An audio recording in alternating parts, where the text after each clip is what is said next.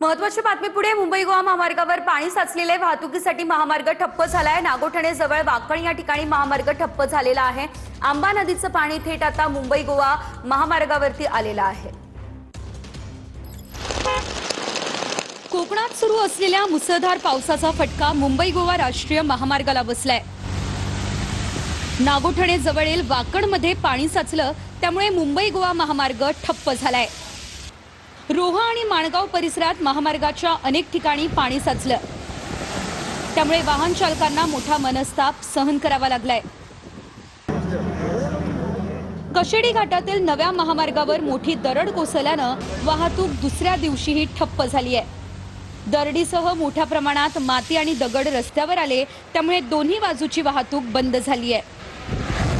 महामार्गावरची दरड बाजूला करण्याचं काम सुरू असून रात्रीपासून हा महामार्ग बंद आहे। परिणामी महामार्गावर वाहनांच्या लांबच लांब रांगा लागल्यात।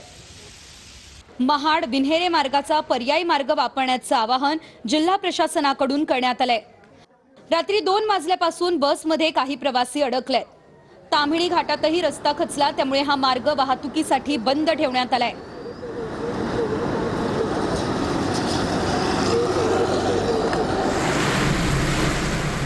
तिकडे चिपळूणमध्ये परशुराम घाटातील धामणदेवी परिसरात दरड कोसळली। या ठिकाणचा 300 मीटरचा मार्ग बंद करण्यात आला। मुंबई गोवा महामार्गाची एक लाईनही बंद करण्यात आलेली आहे। रत्नागिरी मुंबई गोवा महामार्गावरील वेरळ घाटात पुन्हा दरड कोसळली आहे। वेरळ घाटात दरड कोसळण्याची ही चौथी घटना आहे। सध्या एक लेन वाहतुकीसाठी सुरू करण्यात आली आहे।